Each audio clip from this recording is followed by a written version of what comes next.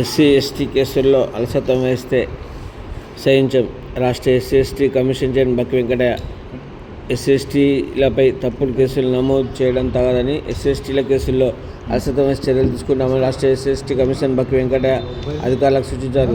శుక్రవారం నాడు మెదక్ జిల్లా కలెక్టర్ జరిగిన సమీక్ష సమావేశంలో చైర్మన్ బక్కి వెంకటయ్య మాట్లాడుతూ ఎస్సీ ఎస్టీలపై దాడులు జరిగితే అరికట్టాలని, ఎస్సీ ఎస్టీ అట్రాసిటీ కేసులపై అలసత్వం వహించద్దని సూచించారు. నర్సాపూర్ పెద్ద చింతకుంట గిరిజనులపై జరిగిన దాడిని కేసు విచారణలో ఐఓలు మార్చాలని చైర్మన్ ఎస్సీని ఆదేశించారు.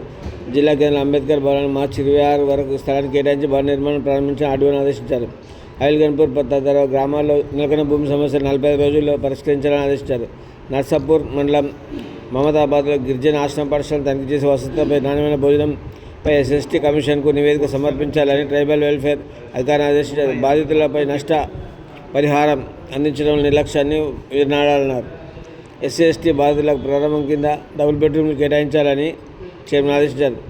అత్యాచార, సాంఘిక బహిష్కరణ తదితర కేసుల్లో బాధితుల పక్క ఇండ్లు అందించాలని కోరారు. చరిత్రలోని రాష్ట్రంలో ఎస్సీ ఎస్టీ కమిషన్ ఆధ్వర్యంలో సైబరాబాద్, మల్కాజ్గిరి, హైదరాబాద్ జిల్లాలో ఎస్సీ ఎస్టీ అట్రాసిటీ బాధితులకు డబుల్ బెడ్రూమ్ ఇండ్లు పంపిణీ చేశామని తెలిపారు.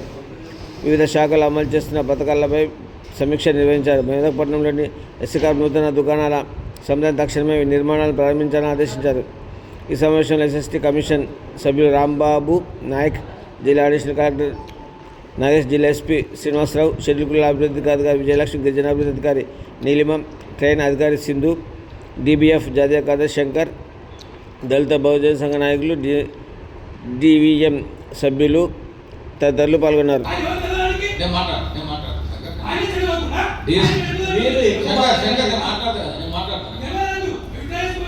డిఎస్పీ గారు ఏమంటే, ఇప్పుడు ఎమ్మెల్యేని దాడి చేస్తే ఎస్సీ క్యాండిడేట్ అయినా ఎస్సీ ఎస్టీ కేసు అనేది పెట్టకూడదు. ఒకటి మీరు అది జరిగినట్టున్నది. నేను ఏమంటున్నా, ఛార్జ్ చేసేటప్పుడు జాగ్రత్తగా చూసి, ఇప్పుడు వాళ్ళ మిగతా వాళ్ళు ఎస్సీ ఎస్టీలు వాళ్ళు అదదాన్ని ఎస్సీ ఎస్టీ పెట్టండి. దానికోసం మేమేమి పెట్టమని చెప్తాం. కానీ ఎస్సీల మీద పెట్టేటప్పుడు ఛార్జ్ చేసేటప్పుడు జాగ్రత్తగా వెరిఫై చేసి, అది క్లియర్ చేసి ఇప్పుడు జాగ్రత్తగా చూసి చేయండి. అది ఏం జరుగుతుంది తెలియదు. రాష్ట్రం అంతా ప్రచారం అయిపోయింది. చరిత్ర ఫస్ట్ మెదక్ పోలీసులు ఎస్సీ ఎస్టీ కేసు పెట్టిండ్రు, అది ప్రచారం అయింది బయట. పడమైంది, ఉదయం తప్పించుకుని పోయినన్నా ఎస్సీ ఎస్టీ బలి అయిపోతుంది. మా వాళ్ళే బలి అయిపోయింది.